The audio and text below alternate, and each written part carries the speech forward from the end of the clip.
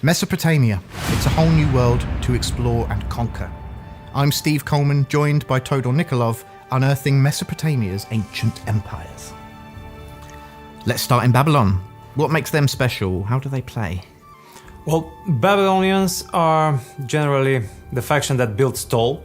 They want to get prepared before they march off on the offensive. So their buildings, for example, often combine different effects, so you can achieve more with a single building. Their command allows them to suddenly increase their recruitment capabilities, which helps both when you defend your lands and when you attack your enemies. And in addition, they have access to the city of Babylon, which is a one-settlement province and is rather huge. In addition to that, they're relying on the god Marduk for a variety of bonuses that help them on the defensive, like unit upkeep and replenishment. Yes, so the Mesopotamian gods, we've got Ninurta, Ashur, Ishtar, Inshushinak, and Marduk, right? And they have dwellings. Can you tell us a bit more about those? Dwellings is an additional building that represents the home of a particular god, and you can build a home to a god in every one of your settlement for an additional drop of favor and some god-specific effects. So you have your temples, you have your shrines. If you are praying to Mesopotamian gods, you have your dwellings, and this means that you can actually maximize the favor tier to a god with much fewer territories, which is very valuable for the Babylonians in particular. Okay, so it sounds like the Babylonians are quite an inward-looking faction. Marduk's a good fit for them god-wise, but what ancient legacy would you say would best suit them? It would definitely be the ancient legacy of Hammurabi, the creator of one of the first code of laws. And this is what the player can do with the ancient legacy. They can have their own code of laws. And each law is a combination of effects that you choose from a list. And this might be both positive, which brings you bonuses, but also takes more time, or penalties. You can also put negative effects to reduce the time it takes for a law to be efficient.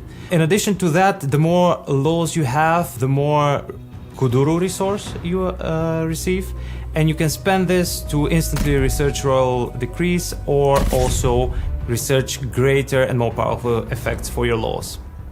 Great, okay, so the opposite of an inward-looking faction might be an ambitious one. Hane-Galbat has entered the fray. What are they like? Yes, Hane-Galbat are actually a kingdom of Assyrians, and their ruler really very much likes to be the ruler of the entire Assyria, so they're much more on the offensive. They can recruit from very early in the campaign a lot of units. They can also create buildings which provide them with experienced generals that come at a very affordable price. And in addition to that, they also have horsemen from very early in the campaign. Horsemen are quite fragile, but also more maneuverable than chariots.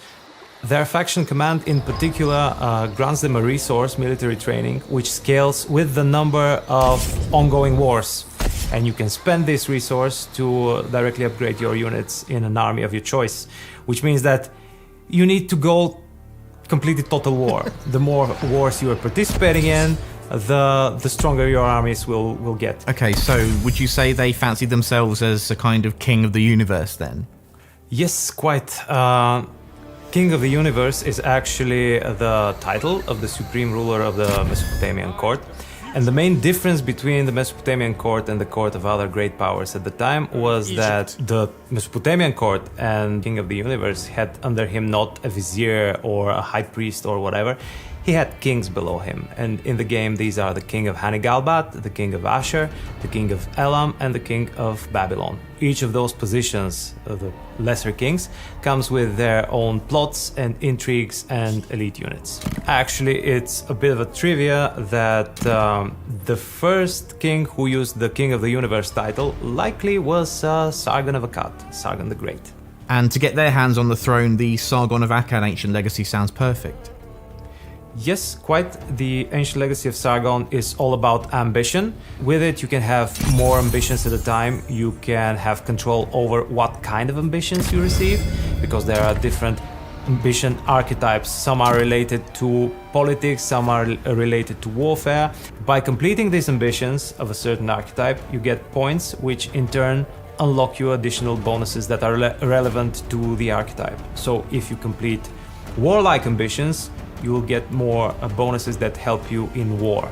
In addition to that, with this Ancient Legacy, you gain access to Grand Ambitions, which provide you with the opportunity to complete more different and more difficult objectives, but also their rewards are much greater, and they provide you with victory points. And in this way, they are a valid way for you to achieve a campaign victory along with your ordinary conquering the world. Prince of Ur and Protector of Nippur.